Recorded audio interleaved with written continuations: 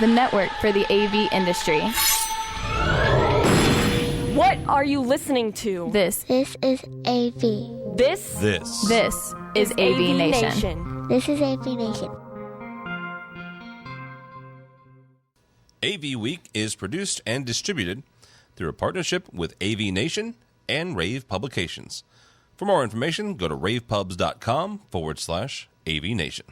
This is AVWeek, episode 36, recorded Friday, April 6th, 2012. The UFOs have landed. Ready. AVWeek. Performing scan. Week. Online. This is AVWeek. AVWeek.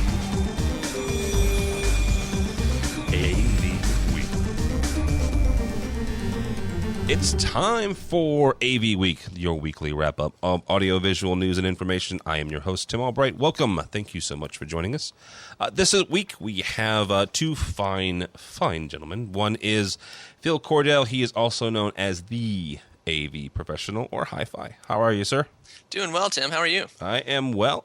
We'll pimp this at the end, but I'll also say that a couple days ago, I stumbled across Phil's latest song about video conferencing, and very, very cool. I'm going to put a link to it on the show notes, but it was very, very well done. So thanks, congratulations to you on that. Also with us is Adrian Boyd. Adrian is the owner-operator and the chief geek over at Vector Sketch in St. Louis. How are you, brother? I'm good. How are you? I am well. Adrian just went to Crestron training here recently. They're in the middle of a road show, so if you're a Crestron guy and like their DM stuff, check them out in your local area. They were in St. Louis yesterday. We're taping this on the 6th of April. I was unfortunately not able to make it because, well, I'm just a silly man that I'm going to grad school and stuff, so. Well, aspirations. I know. I have to getting have my that priorities. educated. Well, I'm trying. Well, speaking of Crestron, we're going to talk about them this today. They have installed their 50,000th DM unit. They probably didn't do the installation. They tend not to do that, but someone installed it. Projector Desire is up 66% across the market. And we're going to talk about one of the coolest things that I think I've seen in a long time, and that is a flexible e-paper made out of LEDs. But first, we have a wonderful partnership with Rave Publications, Gary Kay and the guys and gals, the women in AV over there. One thing that we're going to talk about real quick, and I don't Pinterest, so I apologize if I butcher this, but it's their first ever Rave Pinterest contest. And this is basically what they want you to do. If you Pinterest, and if you pin, I know the word pin because my wife Pinterests, so that you pin something, I know that. They're asking you to pin your favorite AV dream home. And they want you to have a pin for a display, a sound system, about 9 categories altogether. You do this on Rave's pin site, which is pinterest.com/ravepubs. Pinterest.com/ravepubs. For more information on the contest and everything else like that, go to ravepubs.com, ravepubs.com. You could win a fancy schmancy brand new iPad. And I will tell you from personal experience, it's freaking cool. I'm glad you joined Dark Side. I did. About a week ago, I broke down and bought the new iPad. It's not the 3, it's the new iPad. And I am absolutely addicted. It's ridiculous. It's yeah. I need help. They're already. fun. They're awesome, dude. And it's amazing how small children figure them out faster than parents. Yes. Both of mine have. So, but if you Pinterest and you'd like a new iPad, go ahead and go on Rave's Pinterest board and build your dream home. There's no budget because it's all just pinning. So hey, really cool stuff. So yeah, check that out. Pinterest.com/ravepubs. And this has got to be one of the helpful uses for Pinterest, I would think. I would hope. I don't Pinterest either. I don't know a lot about it. But I know it's ripping relationships apart in Nashville, Tennessee right now. Friends have not seen their wives in months, and they're scared. There's new mason jar decorations all over the home. Yeah, that's the big thing. My wife made a discipline jars. And it sounds so devious. It's like, okay, you've done something wrong. Here's this painted mason jar. It's painted red, like bright red. You stick your hand in it, a la Dune, and you pull out the punishment / the toy you're going to get taken away for doing the childish thing you just did. So, talk about the red right hand. Yeah. Well, there's that side, but the good side, the cool side of Pinterest is I've gained 10 pounds because she's cooking really well here lately. Mm-hmm. So yeah, it's pretty happening, man. Yeah, from what I understand, it's pretty happening. So it should be a cool contest. Yeah, the only thing I know about Pinterest is people are scared that there's copyright stuff with pictures. Other than that, I don't follow it. I don't think so. There is no copyright on the internet, is there?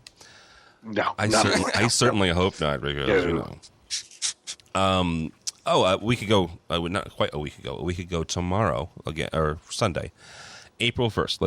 Let's just start there. April 1st, we saw the end of an era. I guess not really an era, but the end of a company, at least a company name. And that is when Sanyo officially kind of got wrapped up into Panasonic. Now, a few months ago, we talked with Sam Malik, really great guy. He heads up the display division of Sanyo back out on the West Coast, and he explained it really well. Basically, Panasonic bought Sanyo, and for that, they can do darn well what they want to do with the company. And what they're doing is they're just wrapping up everything and making everything under the Panasonic name. Now, in the Middle East, and I want to say it was Saudi Arabia, but I could have the country wrong. There will be some Sanyo projectors there because there are contractual things with that. But outside of that, anything you see from here on out will not say Sanyo. It will simply say Panasonic, which is cool, fine, groovy, awesome. So if you were a Panasonic dealer this week, you got this handy-dandy partner update called the partner update, and basically it goes on to say, today Panasonic is introducing Panasonic System Communication Company of North America. This new company combines both Panasonic System Networks Company of North America and Panasonic Solutions Company into a single entity. I kind of read into this that they're just kind of conglomerating everything down into this. Phil, is this kind of what you see here? Is that they're just kind of, not consolidating in the office space? You're fired, you're fired, you're fired kind of thing, but making the channels easier because they just adopted and pulled under their tent a whole lot of old Sanyo guys that they're going to have to, make really happy over the next couple of years as the growing pains of this integration happens. Yeah, I think it makes perfect sense to kind of streamline not just the channels, but the communications as well. As opposed to putting out information about this and this and this, let's just push it all down one easy network. It's all one big happy family, and treat it that way. I don't think consolidation is necessarily a bad thing when it makes life easier, and I think that's really what it's going to do for their partners. I would hope. We'll see. Yeah, we'll see. We'll see. Well, and Adrian, Panasonic has had a good history, I think, of making most things easy. I mean, they've had their bumps along the way. Is this something you see going rather well in the foreseeable future? Because they're trying to bring all these disparate people into their organization. I hope so. I mean, it makes perfect sense when you look at the two groups that they're kind of joining together. Their broadcast, their projectors, their security systems, displays, cameras, all in one group. And when I've talked to some of the Panasonic people, they had a big event a few months back for churches, that a lot of times, because the groups were kind of separated, you didn't know what one group was doing and another group was doing, and it was sometimes a pain when you needed to collaborate on projects. You needed to bring in the security and the broadcast side, and and now a lot of that stuff it's emerging. It's not uncommon to see a security grade camera in an AV system with a broadcast camera. So it makes perfect sense to me. And what I find so funny, it was April 1st that they got rid of Sanyo. Oh, no, that's not nice. We've known it was April 1st for a while. The April Fool's joke, you never know. But I think it's great for Panasonic to do. It's you look at, you can consolidate the brand. It definitely is going to streamline a lot of things when it comes to marketing, contacts. I took a look really briefly at what they're going to be doing with the various markets and zones for their distributors and their managers and so on. And it's going to create a little more of a cohesive, who do I talk to when I need to get something, instead of, well, I need to talk to this guy and he's in a different market, and then I need to go see another guy and he's in a different market. It's going to bring it all together. I think it'll make Panasonic a much stronger entity in the United States going forward for business. And I certainly hope so, because I have, like I mentioned, we know Sam Malik. I know a couple of other guys in Sanyo and also in Panasonic, and it's a good, solid company. You hope you hope the best for them. So, from our buddies over at Rave Publications, HP, Microsoft, and Polycom bundling against Cisco. Boom, boom, boom. We talked about this on the Daily Rave the other day with Gary Kay, and I referred to them as the unholy trinity. And it was kind of mean, I'll admit it, because I like all three companies. I do. And they're going up against the big evil. And that's also mean. But so what's happening is this, is they're all kind of, they're bringing what they do really well to this group. And they're coming against Cisco, who already has what each of them does really well.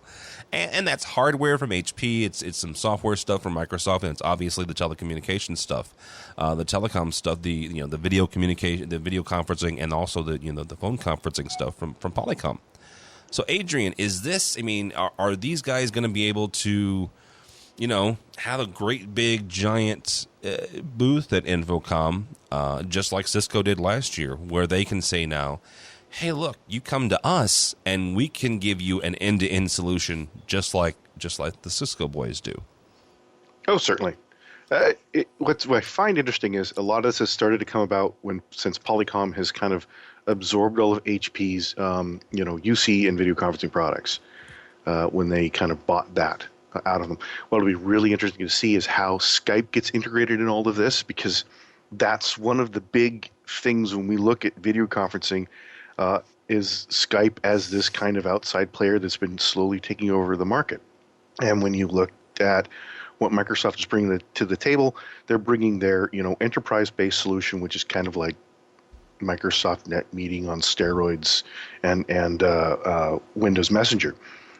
That's a little more secure, and it's cloud-based in some respects. So you're bringing in HP that's going to be supplying the hardware. Microsoft has got the software, and then Polycom is going to round everybody out, so that when you're looking at your contact manager inside your enterprise environment, oh, there's Steve, oh, there's Phil, let's bring them in on a conference. Oh, and then there's Shirley out there in Skype land, let's bring her in too. So if all those products and solutions coming together, it's going to make, for a lot of companies that are looking for those solutions and they're not liking what Cisco's bringing to the table, they're going to like what maybe Microsoft and HP and what Polycom have got coming up. Just had a question. Where is Skypeland? Is that near Newfoundland? Yeah, it's second star to the right, straight on till morning. Very nice. Yeah. I believe that's the first time we've ever had Peter Pan mentioned on the show. So. Yeah. I think the competition never hurts anybody. I think it's going to make all the companies work harder, and it's going to make the products better. And as you mentioned, I mean, you really have to put together a few different companies to put together the solutions that Cisco on their own already offers.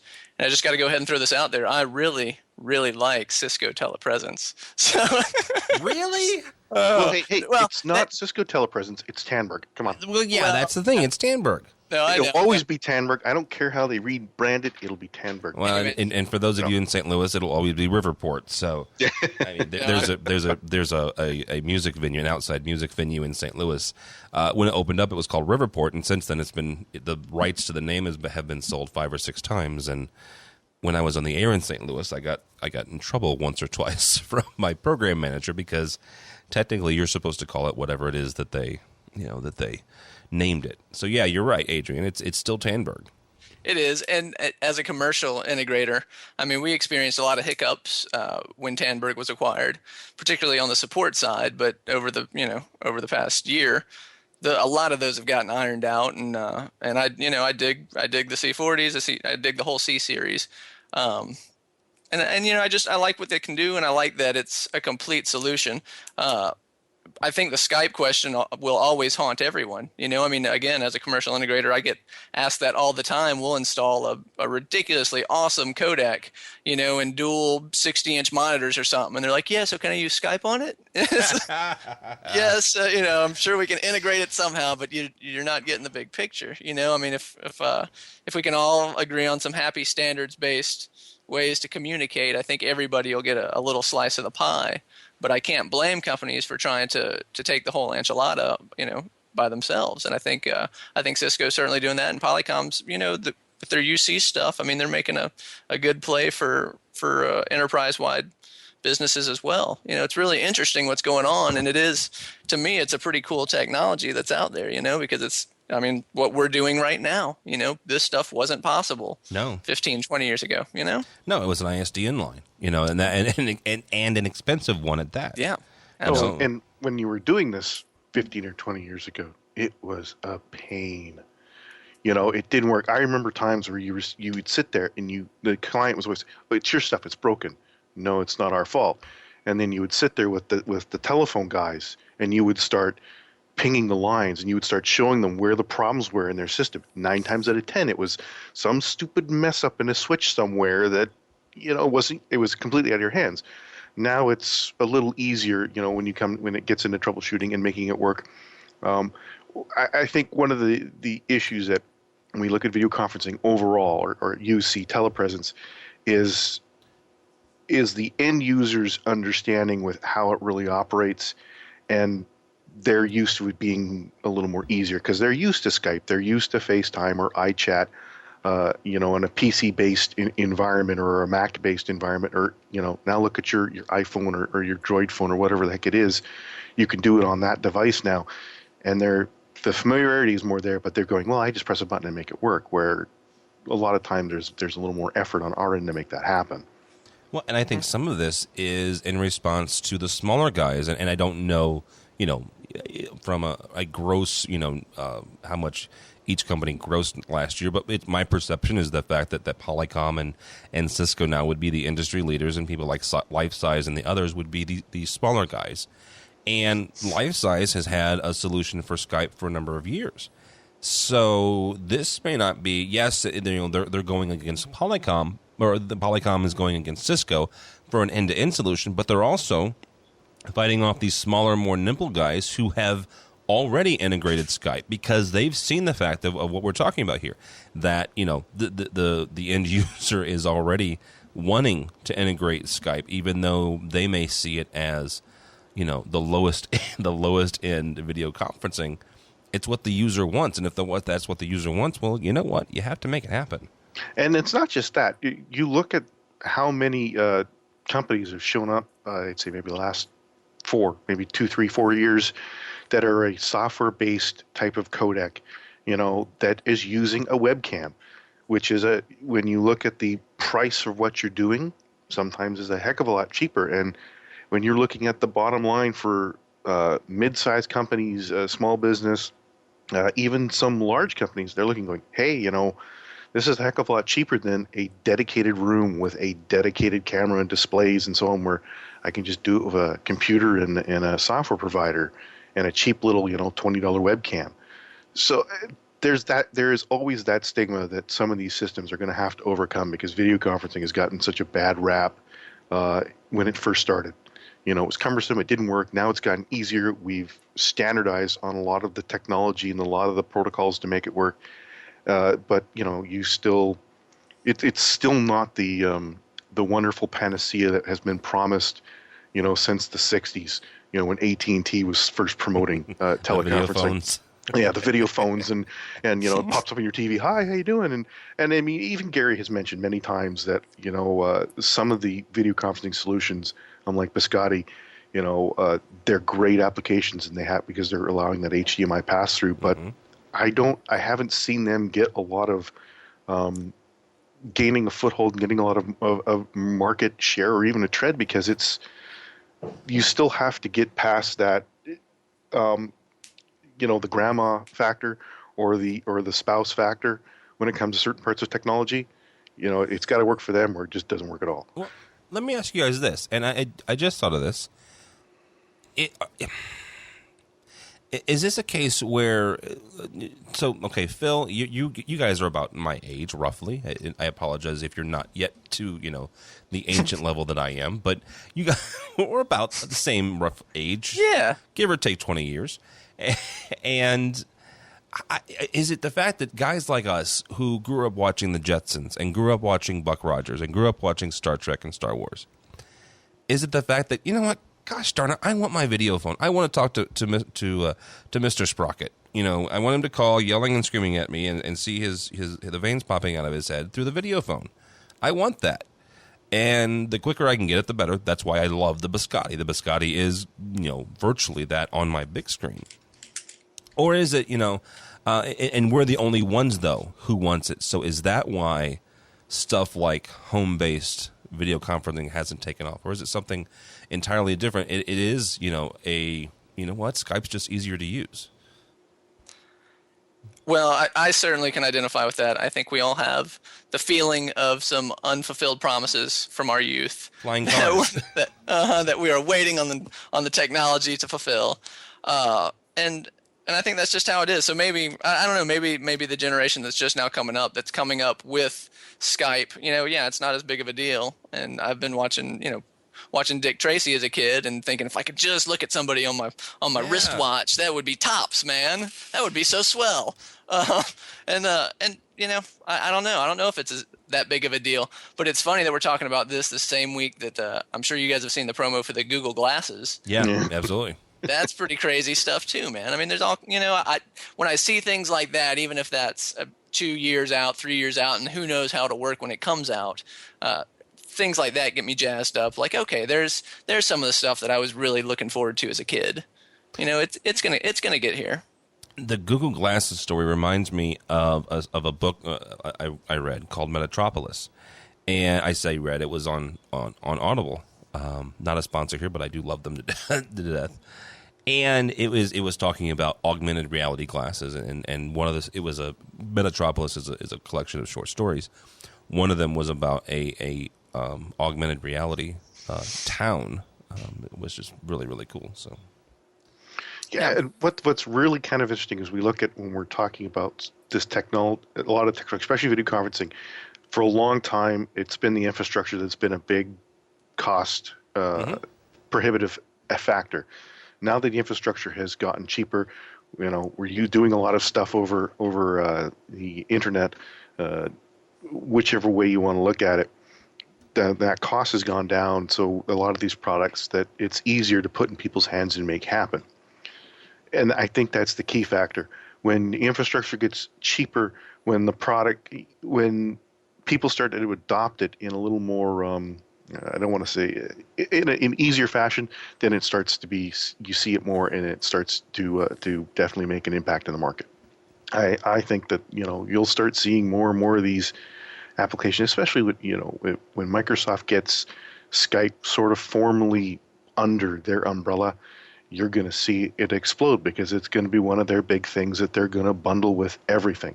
It'll come pre-installed on Windows. It'll be integrated into, the next version of Internet Explorer.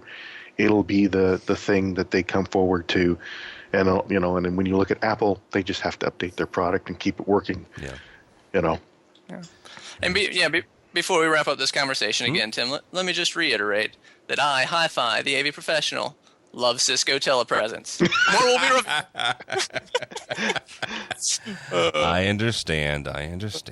I like them. I do. I always liked Tandberg, and so now by extension I like Cisco. So I do too. I love Tandberg, and I think they're doing a fine job. Yeah. Incorporating it. So I just want it to work. Yeah, well, they will. Work. It'll work with everything because Cisco controls everything. That's the thing. Well, yeah. Just have it work. From the guys over at Engadget, really smart bloggers of technology, they're talking about the latest, greatest Microsoft Kinect stuff. And I bring this up because we've talked before about the Kinect being able to be used to control our control systems. They came up with this really cool idea to basically seed 11 companies and that were developing apps for the Kinect. Craig Eisler, the guy that heads up Kinect for Windows, they're giving 11 companies from across the globe $20 grand. And some desks. So that's the 20 grand, and you get a desk and a phone, I guess. So they wouldn't say exactly what each team is working on, but they said that they'll benefit medical, retail, fashion, pharma industries. I'm concerned about that one. I don't know if you're going to be able to milk your cows remotely or what. So I read that and I kind of looked at this. Gee, Tim would hate this press release because there's no information there. I know, I do. But the reason I bring it up here is to ask you guys: do you think of the 11, there's got to be some sort of AV company in there, whether it's Crestron or Extron or AMX proper, or it's somebody like our buddy Steve Greenblatt who does has a control company. That's kind of what he does. Is he writes code all day, and his guys write code all day, or somebody like that, or Rich Fregosa who does the same thing. Developing something to connect with our AV systems. Well, I went out and I tried to figure out what all these companies did, and it's kind of really interesting. The first company, Freaking Genius, they do real-time animation paired with a Kinect. Okay. So you stand in front of the Kinect sensor and you move around, and then they'll they stick a head on the body and they get a little animated body, and that's their software. Gesture, they do this kind of medical OR equipment control. So essentially you could be using the Kinect to manipulate a screen or potentially some sort of medical equipment in an OR. Incos, it appears they do swimming training. I don't know how the Kinect kind of works with swimming training, but they do this training for professional athletes who swim. Kimtrick, they do this. What they do is they take store metrics. They want to catalog, how many people walk in your store or who look at your window for shopping, or what products they look at or pay attention to in a store, and they kind of put that all together with the Kinect and it tracks you or something like that. The Jitronics, they do rehabilitation software and stuff for motor control deficiencies. So that's kind of really interesting. Having the Kinect pair with someone who's disabled and help them figure out how to move their body after an accident. The Mantical, they do sort of a 3D environment scanning where you can scan your room and be able to manipulate it. The NConnect stuff, they do gesture-based interface control and sense augmentation for the visually impaired, and then they did a bunch of other things too. And then the Staiku, it's a virtual fitting room. And this was the one I thought was kind of cool. They basically will use the Kinect camera. They'll scan you as a 3D avatar. And then they'll overlay clothing on your body. And then you could basically get custom fit clothing. And they were working with a vendor to get you clothing cut and manufactured. And they said it was like 4 days, start to finish, to get you like a shirt. Custom fitted to you. And then they were talking about virtual shoe sizing. Get shoes perfectly sized for your feet and order them. Wow. And then there's a couple of this. The UB Interactive, they do this plug and play gesture control that turns any display into a 3D touchscreen. Oh, that just excites me to no end. Yeah, I know. And then the Voxon, they make a device called the VoxyBox, and it's a 3D volumetric display. And you go to the website and there's nothing there. Just put in your email and they'll send you something. And then the ZeebCare, very little. There's like no information, and all their website says we want to prevent severe injuries or accidents before they occur. So I don't know what they would be doing with the Kinect, maybe taking photos of your house and figuring out if you trip here, you'll fall and hurt yourself. I don't know. But that's just, but it would have been nice when they did the press release that they kind of said, hey, these are what these guys do. Instead of, here's where they are, and here's their address. Yeah. It was. Yeah. I don't know if you guys saw that video that came out of ISE of Jeff Singer over at Crestron actually demonstrating Kinect in conjunction. So there's definitely some cool AV uses for the Kinect. Definitely. There's a couple, third-party guys in world that are making stuff for the Kinect. I don't know if you guys saw this, but Samsung has got I wouldn't say it's a ripoff, but it's their version of the Kinect built into their smart TVs. Yeah. I've started seeing the commercials for it where it's it's all interactive and it's gesture based. Yeah, gesture based, and as George would say, I'm not a gesture. Yeah, I'm not a gesture. I wonder how many companies they seeded who didn't accomplish anything because they had no desks to work on. Now they know. They can give me $20,000. I already have a desk. See? Yeah, it's your own desk. Halfway there. Yeah, and it was kind of, there were a lot of companies that applied for this. I was trying to find the number, but there was a huge amount of people that wanted to be involved in this, and they originally was supposed to be 10, and they picked 11. So these are the 11 that had these were the coolest ideas out of the bunch that actually made something that works. And more of, it seems like the master goal is for us to just be able to not go anywhere. I can get new clothes without going anywhere, and then wear them Stay inside, Exactly. don't move. Right, while I get fitted for my new shoes, my new kicks. Yes. All right, from our buddies over at The Verge, LG begins mass production of flexible e-paper display. I said flexible e-paper. In other words, it's a flexible freaking LED screen. The link that you'll get to see on the website here is a guy bringing up an LA Times article and bending it, not quite in half, but a good crescent moon shape. This led me obviously to flexible touch panels and flexible displays. Phil, is this something that is exciting to you, or is this going to start creating havoc when you start having to hang these on every place from the floor to the ceiling? Hey, in terms of slimming down your install crew, you don't need 6 guys to hang a 103-inch plasma if it's that thin and that light. I don't know. I think this is pretty neat. I don't know that it's gonna change the way we do everything, although it very well could replace a lot of the technology we currently use. But from an installation standpoint, it'd be cool to have a flexi touch panel, but I don't know what other actual benefits there are. I think it's a pretty cool looking technology, no doubt about it. But so that's cool. It's light and it's bendy. It's bendy. Maybe I'm not seeing far enough down the road. It's bendy like my straw. Adrian, is this? Can you see? Like Phil said, you can cut your install team in half, and there are no more workman's comp, claims right. for pulling out it back. I don't know. It's 6 inches. It's black and white. It's 1024 by 768. Okay, it'll definitely make small devices smaller. Phones, tablets. I don't know if they've got it to the point where they can actually make large panels or large displays out of it. I think it's really too costly. Give them time. Well, certainly give them time. This is the flexible display is the holy grail of everything when you think about technology. When you look at things, wrapping around a display on your arm, or having DARPA's into this stuff because they want to make small flexible displays to be built into military armor and maps and so on. And so this is definitely a way that we're going to be going. It's going to take some more time, but this is not the first. Sony's had a version, Samsung's had a version.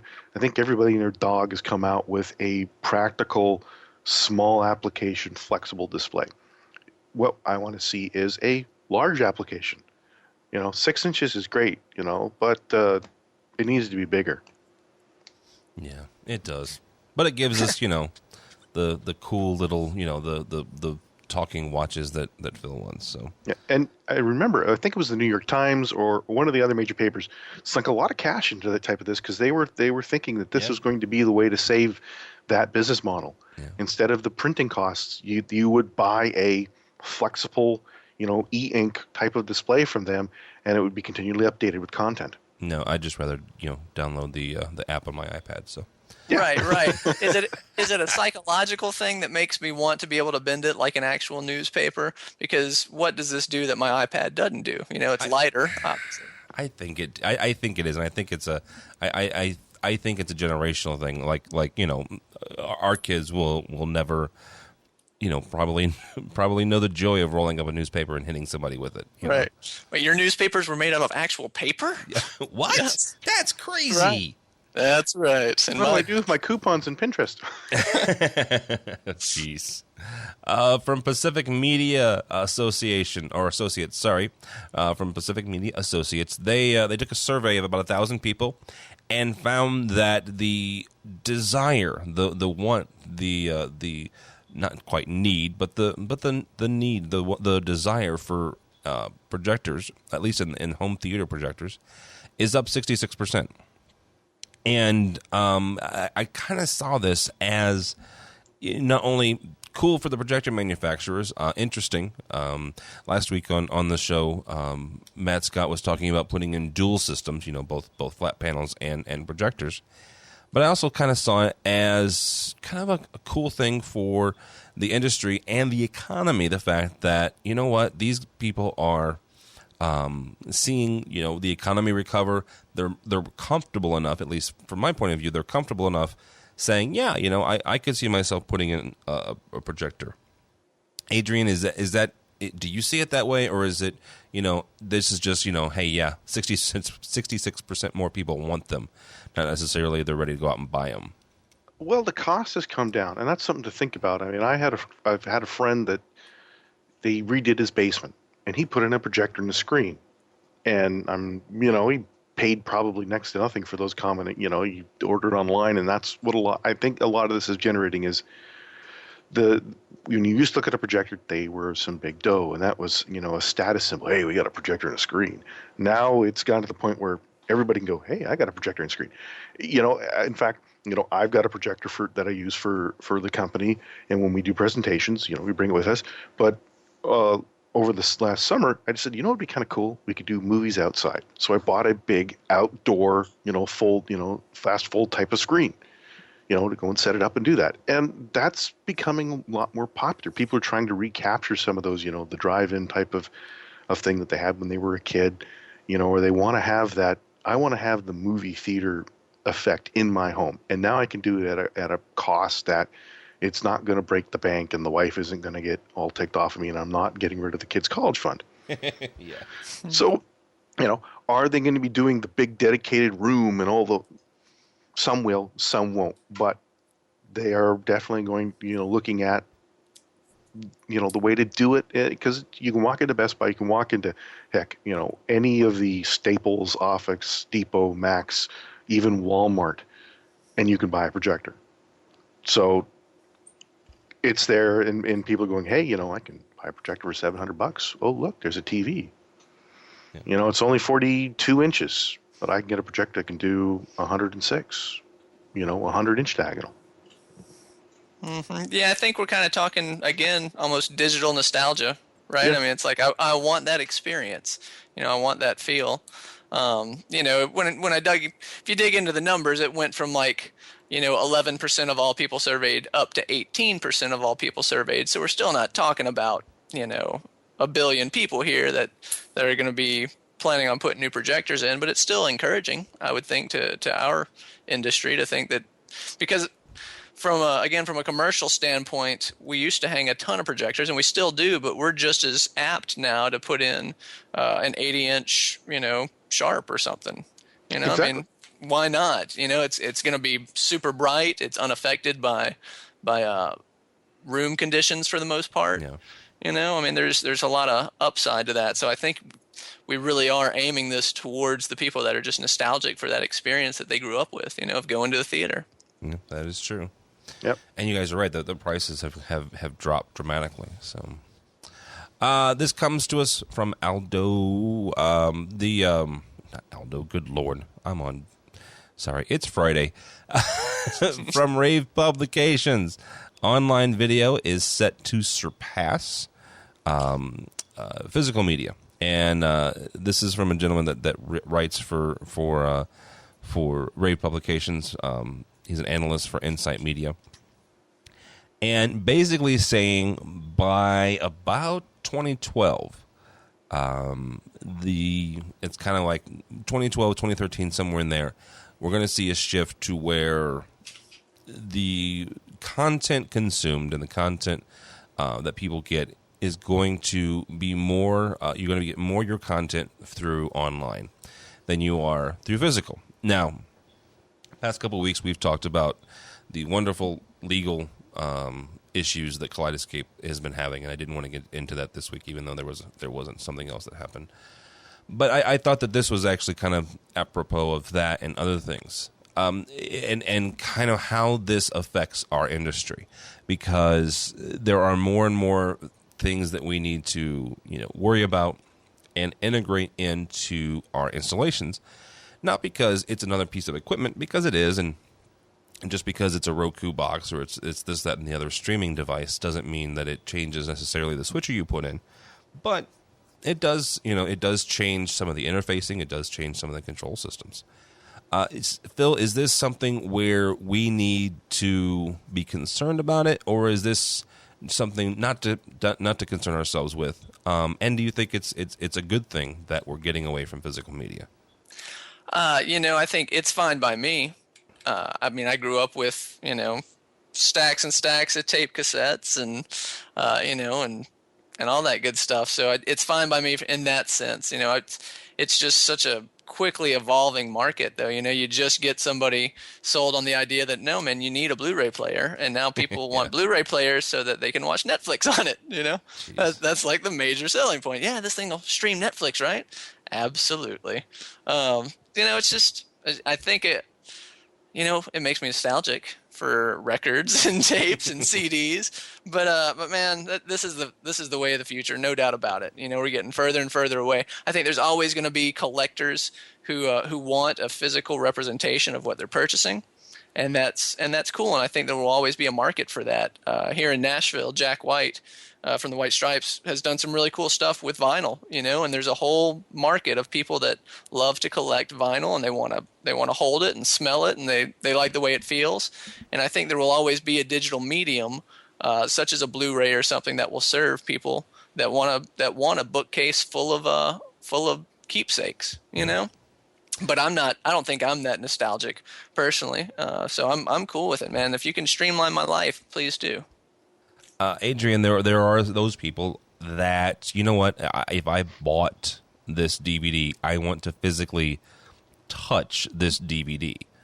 But I think that Phil may be onto something here. If you can streamline my life, go ahead and do it. Because the easier and the better you make my life, the more I'm going to appreciate you, and the more I'm going to come back to you. I think when we look at it, there's a few things. There is the consumer that goes, I want to have physical media because I bought it, I own it, I want to do what I want with it. And that's kind of always been the argument that we've had on the show, and we've seen it, and you see in other places when it comes to content and copyright. I bought something, I own it, I want to do what I want with it. When we look at streaming media, it's, well, I bought it, I can kind of move it around, but I may be restricted on how I do that. Some people will not like it, other people just don't care. When I look at it, I see that, we're going to start, it works, we're going to see physical media start to go away in a lot of environments. I think where we're going to see it still kind of be around, you're going to see it in libraries, you're going to see it, but when we look at the education environment, would you love to get rid of a tape library and just be able to stream all of the content that you have in an entire university or college on demand when a professor needs it, instead of him going, well, I need this tape and I need this please. DVD. Yeah, So that's going to start happening. That's going to be, if for the consumers, you're going to have those. And the other thing we need to remember is we now have a society that has instant gratification, right? It's ever since Napster hit the world and iTunes got popular, people can go, I can get that now. Yeah. You can watch a movie and hear that hit song, and within 30 seconds of you being out of that movie, you can download it to your phone, or you can have it waiting for you on a computer. Same thing on the television. Oh, I heard about this great book. Oh yeah, I've got it on my. So that whole instant gratification is driving a lot of this. I see something, I want it now. I don't want to have to wait till tomorrow to go to the store and pick it up. I can have it now, and that's one of the big driving factors. And we're all kind of a victim of it. I hear a song, I like it. Ooh, can I get that online? And can I track it down? Oh, I can get it from iTunes. I can get it from Amazon. Oh, good. It's only going to cost me 99 cents. I'll download it. Yeah. So it's what Aldo's saying makes perfect sense. The one thing that I find bothersome when we're talking about streaming and physical media is content that's in other places of the world that we just don't have access to. There's stuff out of Britain or Australia or even Japan that people go, hey, I really want to get that. Oh, but I can't get it here because of licensing agreements or copyright or whatever the heck it is.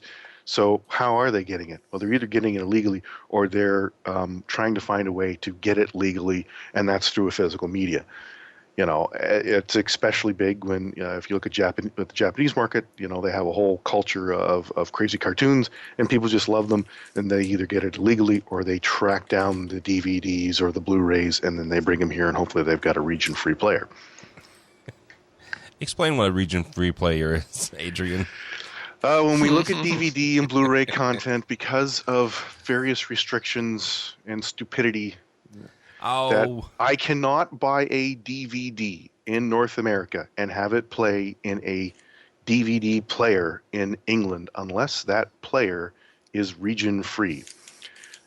So it's the same thing with Asia and so on. It's maddening sometimes. So if you want to find content from a particular program, there's a program I grew up when I was a kid. It was called Littlest Hobo.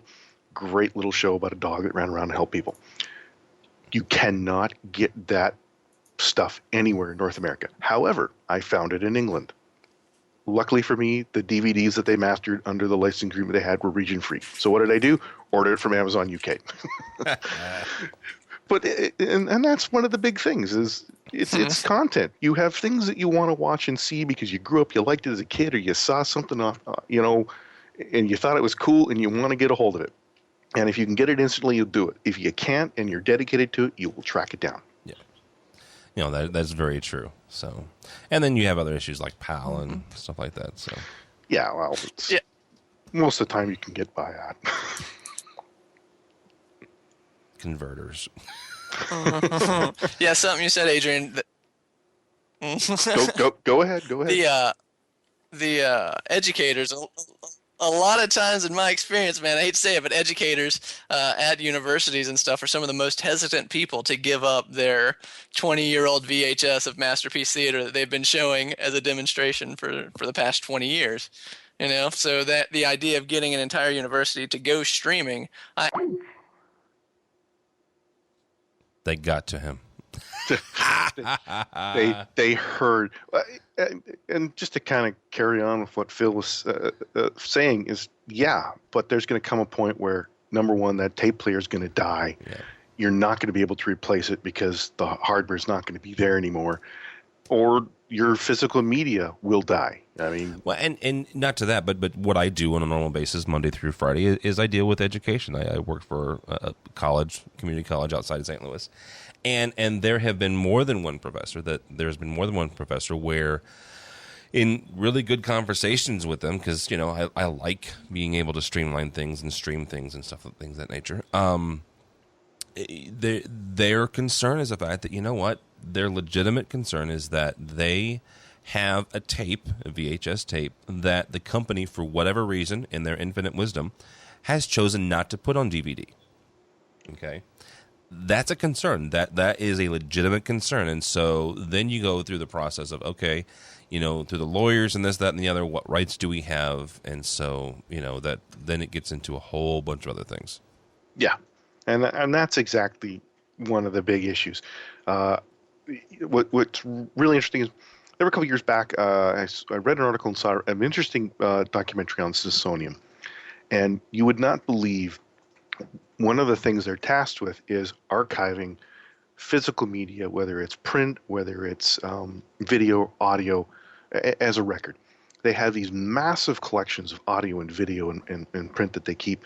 But on top of that, they have massive amounts of warehouse space dedicated to parts, pieces, and hardware in order to play that physical media so that they can archive it. So they've got 40 versions of a VHS deck. So if it dies, they can repair it. And it's the same thing with their record players. I mean, they have some pretty crazy equipment for archiving this stuff and preserving it. But they keep massive amounts of hardware just in case, because they know we're not going to be able to get this box anymore. We better get a whole bunch of them so that we can make sure that we can play that. And there's a lot of, when we talk about physical media, and it's all across the board. There was, PBS had a thing probably 12, maybe 20 years ago that they talked about how computer software, we've lost the ability to read some of these programs and some of these operating systems that were developed on because we've just gotten rid of the computers that read them. And a lot of that stuff they kind of have to track down again in order to archive them and read them, or even there are actually some of these environments that the technology is so old that you need to have a reel-to-reel type hard drive in order to read the software, and it's running a major piece of infrastructure technology. Yeah, that my dad used to work for a company that's kind of what they did is they had the old reel-to-reel magnetic tapes, and that was at the time hundreds and hundreds of megabytes on these tapes, and I was like, wow, that's a lot of information.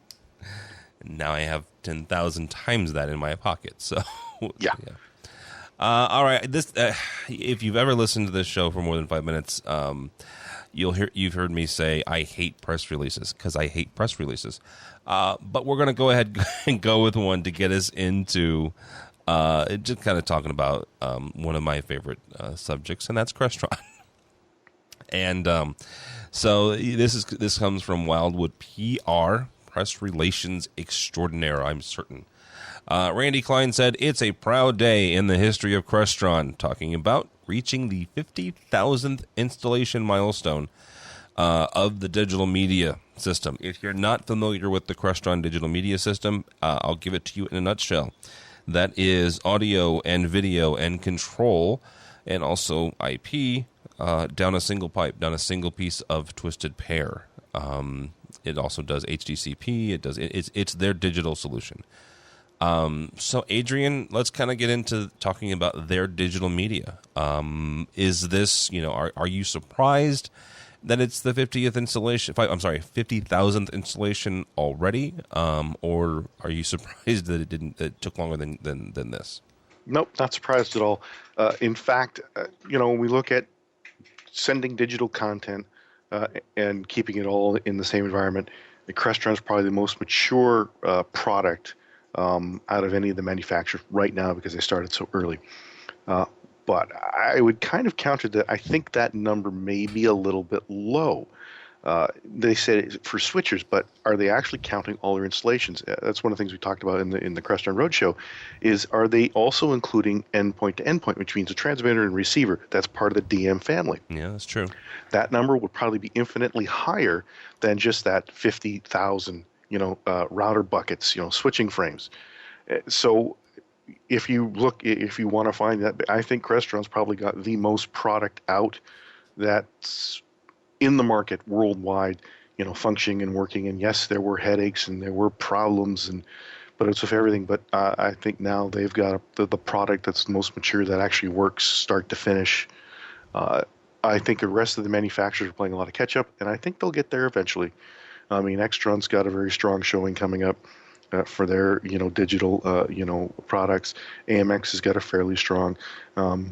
There's a company, they're out of Europe, but they started shipping here. They're called Lightware or Lightwave or something like that. They've got some interesting products.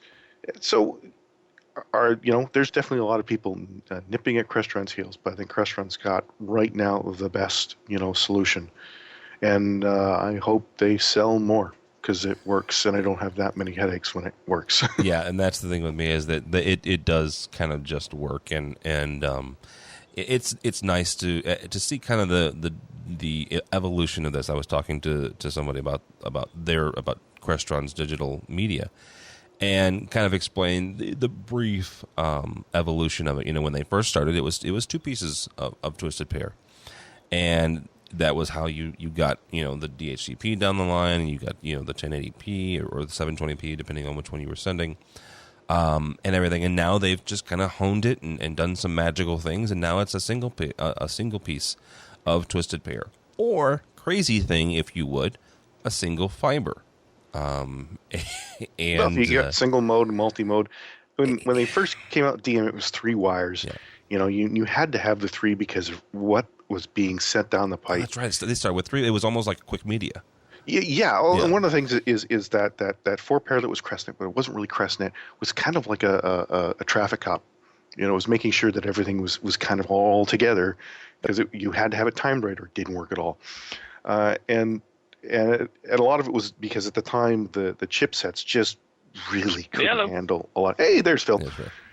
Really couldn't handle a lot of what was going on, and as they worked with the provider of the chipset and things got refined and they started dialing in on stuff, they got down to 8G plus, and there's some they can do a lot of cool things with just that 1 wire. I mean, and it's definitely saving a lot when it comes to your installation costs. Do I recommend anyone who's working with Crestron get their guys trained? Oh yeah, heck yeah. Oh yeah. DMC, get your DMCD, get the E, get the T, learn how to do it.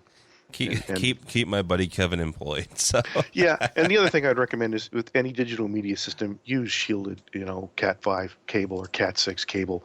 Make sure it hits that 300 plus megahertz spec, because it saves your butt in the end.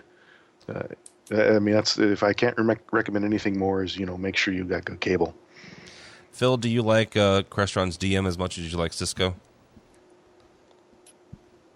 I do, man. I do dig DM stuff, and actually, I'm looking forward. April 19th, they'll be here in Nashville. Oh, they're coming there. Okay, very cool. And I get to check out the road show here as well.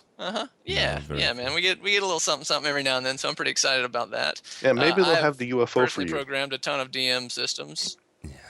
Well, did they not have it for you guys? They did not have the UFO. However, they did have their content recording solution. Oh, that thing is awesome. Oh, it's cool. Cool. That right there is that to me is kind of a game changer as far as education when it comes to classroom capture and stuff. So their Capture HD system. But what we were going to talk about next is the UFO, and I'm not making this up. That's the actual product name of their new waterproof remote. It is the Crestron UFO-WPR-3ER. It's a flying saucer. Embrace it. It's a freaking flying saucer. I am sorry. I don't know what to say about this. It's got a rugged rubberized outer skin. It's waterproof. I don't know what was funnier, Rave's photo or CE Pro's photos. Oh, let's go over CE Pro's photos because those are funnier. This comes to us from Julie Jacobson. Here are the 5 things you can do with the new UFO. One is to use it as a curling stone. I love that. If you don't know what curling is, Google it. It's a funny winter sport. Hey, it's not funny. It's actually a really fun, great sport. I enjoy it. I just wish St. Louis had some. That's all I'm going to say. Next is use it as a frisbee or neck jewelry. I don't know what that 4th picture is. Use it as stones. I think it's an egg. Is that an egg? It's an egg or it's Chinese food. I don't know. Yo-yos, and also to give a water skiing squirrel as a wave board. So that comes to us from Julie Jacobson. You know what? They've had waterproof ones before. This one is kind of cool, the functionality. I just don't quite sure why they made it into a UFO. I think it's a conversation piece, man. You know. Yeah. You dropped your UFO in my hot tub. It almost looks There's like a euphemism for you. It almost looks like a hockey puck and an iPhone had relations. I think they realize that the touch panel market is a tough market, man, with all the handheld and tablet solutions these days. So what's something that's going to stand out a little bit? And so let's make a UFO, and then let's embrace the fact that it's kind of weird, you know, just call it a UFO. And they've had funky touch panel design before. I mean, this is not, out of the ballpark for them. I mean, they had a few really funky ones, a couple years back that, it's like, oh, it looks like everybody else's. Oh, it is everybody else's. It's got Crestron's name on it. But and if you notice, it's not a touch panel anymore. It's a touch screen. They're all touch screens now. Touch screen, yeah. Yeah, touch screen. That's a marketing change for Crestron. We can't call them touch panels anymore. Well, but I guess this is we talked with Randy Klein and Frank Marquezzi a couple weeks ago, and it talked a little bit about their interfaces, and one of the things is the iPad and the iPhone and the Android interfaces, and he was very frank and very honest and said that yes, those are there, but that's not the end all to be all when it comes to Crestron touch panels or touch screens, and I see this, and then I think of like their V12s and their TPS-6Xs, which are gorgeous, sexy devices, and then I see the UFO and go, somebody was on vacation that week. Somebody that usually signs off on these things was out of the office that day. I don't know. Yeah, and I think what will make this touch screen excel is when they release their new Core 3 UI and OS. Because from what I've seen, it's rather cool with what you can do to develop a GUI. No more having to. If you've ever done a touch panel GUI, what was the most maddening thing in the world? Is a keypad. Mm-hmm.